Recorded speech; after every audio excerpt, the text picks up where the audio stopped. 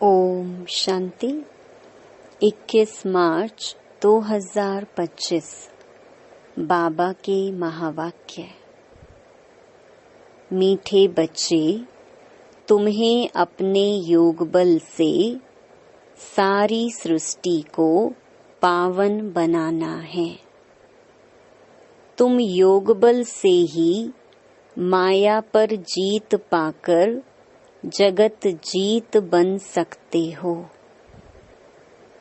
प्रश्न, बाप का पाठ क्या है? उस पाठ को तुम बच्चों ने किस आधार पर जाना है? उत्तर, बाप का पाठ है सबके दुख हरकर सुख देना, रावण की जंजीरों से छुड़ाना। जब बाप आते हैं तो भक्ति की रात पूरी होती है।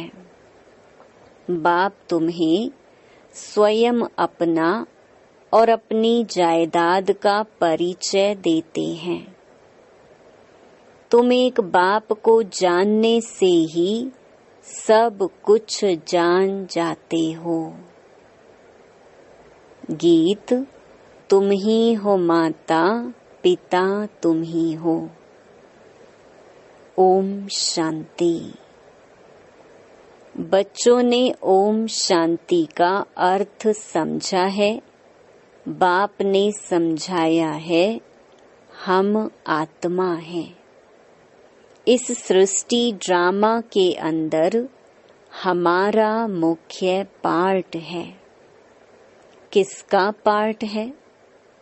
आत्मा शरीर धारण कर पार्ट बजाती है।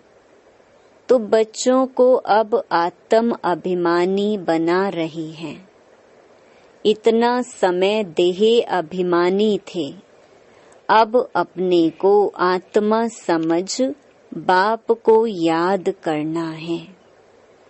हमारा बाबा आया हुआ है ड्रामा प्लान अनुसार। बाप आते भी हैं रात्रि में। कब आते हैं उसकी तिथि तारीख कोई नहीं है। तिथि तारीख उनकी होती है जो लौकिक जन्म लेते हैं। यह तो है पारलौकिक बाप। इनका लौकिक जन्म नहीं है। श्री कृष्ण की तिथि तारीख समय आदि सब देते हैं। इनका तो कहा जाता है दिव्य जन्म। बाप इनमें प्रवेश कर बताते हैं कि यह बेहद का ड्रामा है। उसमें आधा कल्प है रात। जब रात अर्थात घोर अंधियारा होता है तब मैं आता हूँ। तिथि तारीख कोई नहीं। इस समय भक्ति भी तमो प्रधान है। आधा कल्प है बेहद का दिन। बाप खुद कहते हैं, मैंने इनमें प्रवेश किया है। गीता में है भगवानुवाच, परंतु भगवान मनुष्य हो नहीं सकता। श्री कृष्ण भी दैवी गुणों वाला है। यह मनुष्य लोक है, यह देव लोक नहीं है। गाते भी हैं ब्रह्मा देवताय नमः। वह है सूक्ष्म वतनवासी। बच्चे जानते हैं वहाँ हड्डी मांस नहीं होता है। वह है सूक्ष्म सफेद छाया। जब मूल वतन में है तो आत्मा को न सूक्ष्म शरीर छाया वाला है न हड्डी वाला है। इन बातों को कोई भी मनुष्य मात्र नहीं जानते हैं। बाप ही आकर सुनाते हैं, ब्राह्मण ही सुनते हैं और कोई नहीं सुनते। ब्राह्मण वर्ण होता ही है भारत में। वह भी तब होता है जब परमपिता परमात्मा प्रजापिता ब्रह्मा द्वारा ब्राह्मण धर्म की स्थापना करते हैं। अब इनको रचता भी नहीं कहेंगे। नई रचना कोई रचते नहीं हैं, सिर्फ रिजुविनेट करते हैं। बुलाते भी हैं, हे बाबा पतित दुनिया में आकर हमको पावन बनाओ। अभी तुमको पावन बना रहे हैं, तुम फिर योग बल से इस सृष्टि को पावन बना रहे हो।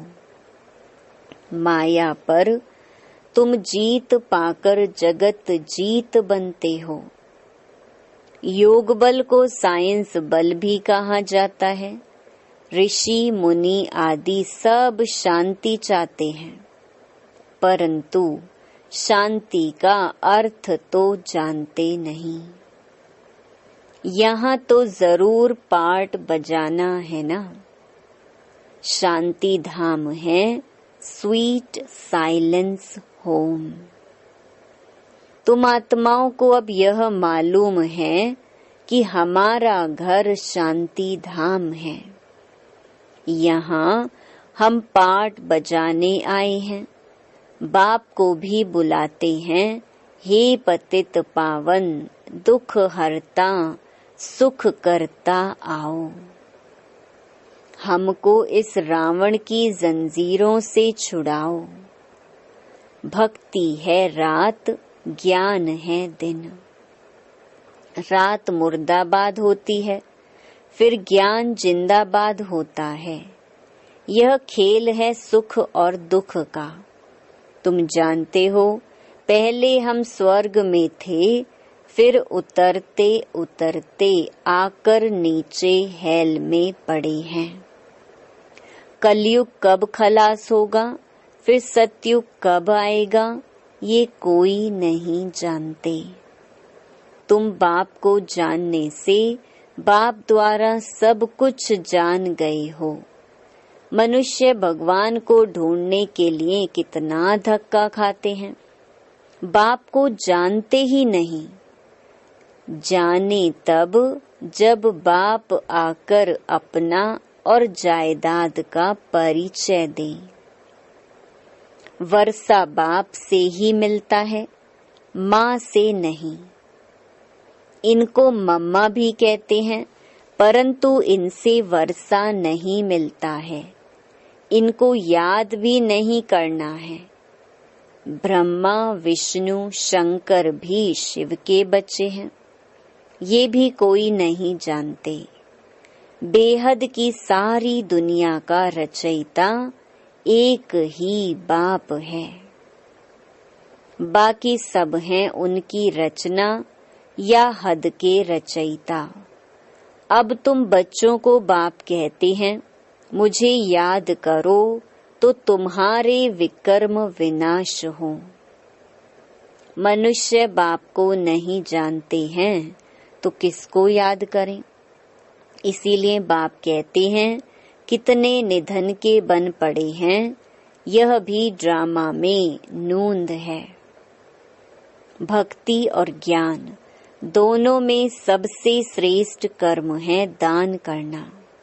भक्ति मार्ग में ईश्वर अर्थ दान करते हैं। किस लिए? कोई कामना तो जरूर रहती है। समझते हैं जैसा कर्म करेंगे वैसा फल दूसरे जन्म में पाएंगे। इस जन्म में जो करेंगे उसका फल दूसरे जन्म में पाएंगे। जन्म जन्मांतर नहीं पाएंगे। एक जन्म के लिए फल मिलता है।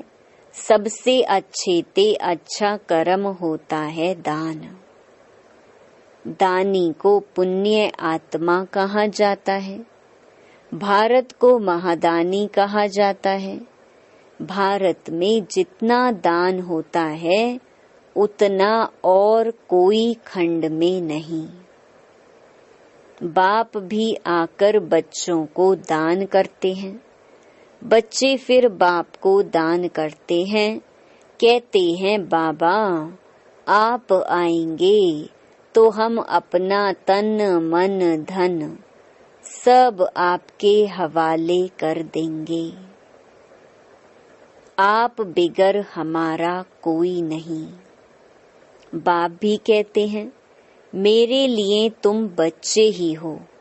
मुझे कहते ही हैं हेवनली गॉड फादर, अर्थात स्वर्ग की स्थापना करने वाला। मैं आकर तुमको स्वर्ग की बादशाही देता हूँ। बच्चे मेरे अर्थ सब कुछ दे देते हैं। बाबा, सब कुछ आपका है। भक्ति मार्ग में भी कहते थे, बाबा यह सब कुछ आपका दिया हुआ है। फिर वह चला जाता है तो दुखी हो जाते हैं। वह है भक्ति का अल्प काल का सुख। बाप समझाते हैं, भक्ति मार्ग में तुम मुझे दान पुण्य करते हो इनडायरेक्ट, उसका फल तो तुमको मिलता रहता है। अब इस समय मैं तुमको कर्म अकर्म विकर्म का राज बैठ समझाता हूँ। भक्ति मार्ग में तुम जैसे कर्म करते हो, उसका अल्पकाल सुख भी मेरे द्वारा तुमको मिलता है। इन बातों का दुनिया में किसको पता नहीं है। बाप ही आकर कर्मों की गति समझाते हैं। सतयुग में कभी कोई बुरा कर्म करते ही नहीं, सदैव सुख ही सुख है। याद भी करते हैं सुख धाम स्वर्ग को, अभी बैठे हैं नरक में, फिर भी कह देते फलाना स्वर्ग पधारा। आत्मा को स्वर्ग कितना अच्छा लगता है। आत्मा ही कहती है ना, फलाना स्वर्ग पधारा। परंतु तमो प्रधान होने के कारण उनको कुछ पता नहीं पड़ता है कि स्वर्ग क्या नरक क्या है। बेहद का बाप कहते हैं, तुम सब कितने तमो प्रधान बन गए हो। ड्रामा को तो जानते नहीं, समझते भी हैं कि सृष्टि का चक्कर फिरता है तो जरूर हूबहू फिरेगा ना। वह सिर्फ कहने मात्र कह देते हैं। अभी यह है संगम युग। इस एक ही संगम युग का गायन है। आधा कल्प देवताओं का राज्य चलता है, फिर वह राज्य कहाँ चला जाता, कौन जीत लेते हैं, ये भी किसको पता नहीं। बाप कहते हैं, रावण जीत लेता है। उन्होंने फिर देवताओं और असुरों की लड़ाई बैठ दिखाई है। अब बाप समझाते हैं, 5 विकारों रूपी रावण से हारते हैं, फिर जीत भी पाते हैं रावण पर। तुम तो पूज्य थे, फिर पुजारी पतित बन जाते हो तो रावण से हारे ना। यह तुम्हारा दुश्मन होने के कारण तुम सदैव जलाते आए हो, परंतु तुमको पता नहीं है। अब बाप समझाते हैं, रावण के कारण तुम पतित बने हो। इन विकारों को ही माया कहा जाता है। माया जीत जगत जीत। ये रावण सबसे पुराना दुश्मन है। अभी श्रीमत से तुम इन 5 विकारों पर जीत पाते हो। बाप आए हैं जीत पहनाने। यह खेल है ना, माया ते हारे हार, माया ते जीते जीत। जीत बाप ही पहनाते हैं, इसीलिए इनको सर्वशक्तिमान कहा जाता है। रावण भी कम शक्तिमान नहीं है, परंतु वह दुख देते हैं इसलिए गायन नहीं है। रावण है बहुत दुष्टर, तुम्हारी राजाई ही छीन लेते हैं। अभी तुम समझ गए हो हम कैसे हारते हैं, फिर कैसे जीत पाते हैं। आत्मा चाहती भी है हमको शांति चाहिए, हम अपने घर जावें। भक्त भगवान को याद करते हैं, परंतु पत्थर बुद्धि होने कारण समझते नहीं हैं। भगवान बाबा है तो बाप से जरूर वर्षा मिलता होगा, मिलता भी जरूर है, परंतु कब मिलता है, फिर कैसे गंवाते हैं, यह नहीं जानते हैं। बाप कहते हैं मैं इस ब्रह्मा तन द्वारा तुमको बैठ समझाता हूँ। मुझे भी ऑर्गन्स चाहिए ना, मुझे अपनी कर्मेंद्रियां तो है नहीं, सूक्ष्म वतन में भी कर्मेंद्रियां हैं। चलते फिरते जैसे मूवी बाइस्कोप होता है, यह मूवी टॉकी बाइस्कोप निकले हैं तो बाप को भी समझाने में सहज होता है। उन्हों का है बाहुबल, तुम्हारा है योग बल। वह दो भाई भी अगर आपस में मिल जाएं तो विश्व पर राज्य कर सकते हैं, परंतु अभी तो फूट पड़ी हुई है। तुम बच्चों को साइलेंस का शुद्ध घमंड रहना चाहिए। तुम मन मनाभव के आधार से साइलेंस द्वारा जगत जीत बन जाते हो। वह है साइंस घमंडी। तुम साइलेंस घमंडी अपने को आत्मा समझ बाप को याद करते हो। याद से तुम सतो प्रधान बन जाएंगे। बहुत सहज उपाय बताते हैं। तुम जानते हो शिव बाबा आए हैं हम बच्चों को फिर से स्वर्ग का वर्षा देने। तुम्हारा जो भी कलयुगी कर्म बंधन है, बाप कहते हैं उनको भूल जाओ। 5 विकार भी मुझे दान में दे दो। तुम जो मेरा मेरा करते आए हो, मेरा पति, मेरा फलाना, यह सब भूलते जाओ। सब देखते हुए भी उनसे ममत्व मिटा दो। यह बात बच्चों को ही समझाते हैं। जो बाप को जानते ही नहीं, वह तो इस भाषा को भी समझ न सके। बाप आकर मनुष्य से देवता बनाते हैं। देवताएं होते ही सतयुग में हैं, कलयुग में होते हैं मनुष्य। अभी तक उनकी निशानियां हैं, अर्थात चित्र हैं। मुझे कहते ही हैं पतित पावन। मैं तो डिग्रेड होता नहीं हूँ। तुम कहते हो हम पावन थे, फिर डिग्रेड हो पतित बने हैं। अब आप आकर पावन बनाओ तो हम अपने घर में जाएं। यह है स्पिरिचुअल नॉलेज, अविनाशी ज्ञान रतन है ना। ये है नई नॉलेज। अभी तुमको यह नॉलेज सिखाता हूँ। रचयिता और रचना के आदि मध्य अंत का राज बताता हूँ। अभी यह तो है पुरानी दुनिया। इसमें तुम्हारे जो भी मित्र संबंधी आदि हैं, देह सहित सबसे ममत्व निकाल दो।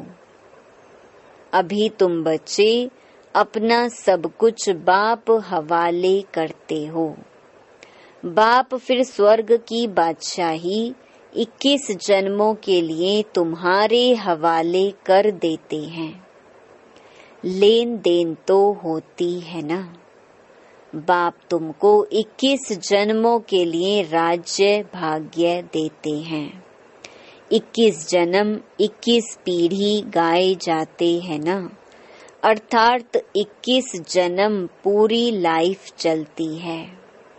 बीच में कभी शरीर छूट नहीं सकता, अकाले मृत्यु नहीं होती।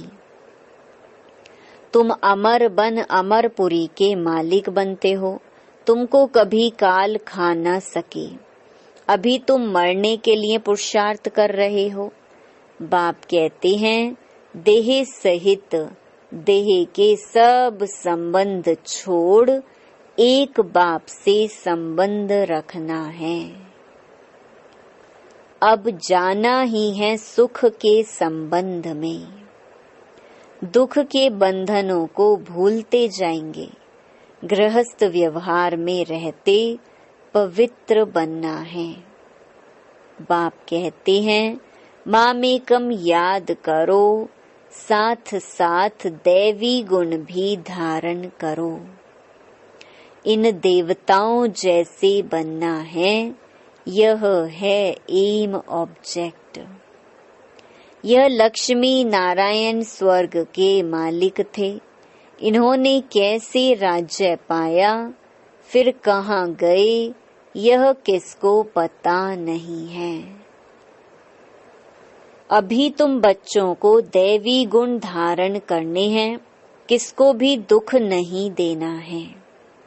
बाप है ही दुख हरता सुख करता, तो तुमको भी सुख का रास्ता सबको बताना है, अर्थात अंधों की लाठी बनना है। अभी बाप ने तुम्हें ज्ञान का तीसरा नेत्र दिया है। तुम जानते हो बाप कैसे पार्ट बजाते हैं। अभी बाप जो तुमको पढ़ा रहे हैं, फिर यह पढ़ाई प्रायलोप हो जाएगी।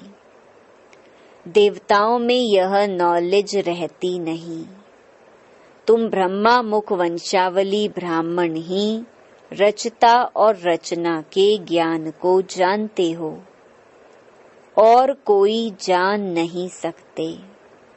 इन लक्ष्मी नारायण आदि में भी अगर यह ज्ञान होता तो परंपरा चला आता। वहाँ ज्ञान की दरकार ही नहीं रहती, क्योंकि वहाँ है ही सद्गति। अभी तुम सब कुछ बाप को दान देते हो, तो फिर बाप तुमको 21 जन्मों के लिए सब कुछ दे देते हैं। ऐसा दान कभी होता नहीं। तुम जानते हो हम सर्वंश देते हैं। बाबा, यह सब कुछ आपका है। आप ही हमारे सब कुछ हो। त्वमेव माताश्च पिता त्वमेव। पार्ट तो बजाते हैं ना। बच्चों को एडॉप्ट भी करते हैं, फिर खुद ही पढ़ाते हैं, फिर खुद ही गुरु बन सबको ले जाते हैं। कहते हैं तुम मुझे याद करो तो पावन बन जाएंगे, फिर तुमको साथ ले जाऊंगा। यह यज्ञ रचा हुआ है, यह है शिव ज्ञान यज्ञ। इसमें तुम तन मन धन सब स्वाहा कर देते हो, खुशी से सब अर्पण हो जाता है, बाकी आत्मा रह जाती है। बाबा, बस अब हम आपकी श्रीमत पर ही चलेंगे। बाप कहते हैं गृहस्थ व्यवहार में रहते पवित्र बनना है। 60 वर्ष की आयु जब होती है तो वानप्रस्थ अवस्था में जाने की तैयारी करते हैं, परंतु वह कोई वापस जाने के लिए थोड़ी ही तैयारी करते हैं। अभी तुम सतगुरु का मंत्र लेते हो, मन मना भव। भगवानुवाच, तुम मुझे याद करो तो तुम्हारे विकर्म विनाश होंगे। सबको कहो आप सबकी वानप्रस्थ अवस्था है। शिव बाबा को याद करो, अब जाना है अपने घर। अच्छा, मीठे मीठे सिकिलधे बच्चों प्रति माता पिता बाप दादा का याद प्यार और गुड मॉर्निंग। रूहानी बाप की रूहानी बच्चों को नमस्ते। धारणा के लिए मुख्य सार। पहला, कलयुगी सर्व कर्म बंधनों को बुद्धि से भूल 5 विकारों का दान कर आत्मा को सतो प्रधान बनाना है। एक ही साइलेंस के शुद्ध घमंड में रहना है। दूसरा, इस रुद्र यज्ञ में खुशी से अपना तन मन धन सब अर्पण कर सफल करना है। इस समय सब कुछ बाप हवाले कर 21 जन्मों की बादशाही बाप से ले लेनी है। वरदान, रौब के अंश का भी त्याग करने वाले स्वमानधारी पुण्य आत्मा भव। स्वमानधारी बच्चे सभी को मान देने वाले दाता होते हैं। दाता अर्थात रहम दिल। उनमें कभी किसी भी आत्मा के प्रति संकल्प मात्र भी रौब नहीं रहता। यह ऐसा क्यों? ऐसा नहीं करना चाहिए, होना नहीं चाहिए। ज्ञान यह कहता है क्या? ये भी सूक्ष्म रौब का अंश है। लेकिन स्वमानधारी पुण्य आत्माएं गिरे हुए को उठाएंगी, सहयोगी बनाएंगी। वह कभी यह संकल्प भी नहीं कर सकती कि यह तो अपने कर्मों का फल भोग रहे हैं। करेंगे तो जरूर पाएंगे, इन्हें गिरना ही चाहिए। ऐसे संकल्प आप बच्चों के नहीं हो सकते। स्लोगन, संतुष्टता और प्रसन्नता की विशेषता ही उड़ती कला का अनुभव कराती है। अव्यक्त इशारे, सत्यता और सभ्यता रूपी कल्चर को अपनाओ। सत्यता की शक्ति की निशानी है निर्भयता। कहा जाता है सच तो बैठो नच, अर्थात सत्यता की शक्ति वाला सदा बेफिक्र निश्चिंत होने के कारण, निर्भय होने के कारण खुशी में नाचता रहेगा। यदि अपने संस्कार व संकल्प कमजोर हैं, तो वह कमजोरी ही मन की स्थिति को हलचल में लाती है। इसीलिए पहले अपनी सूक्ष्म कमजोरियों को अविनाशी रुद्र यज्ञ में स्वाहा करो। ओम शांति।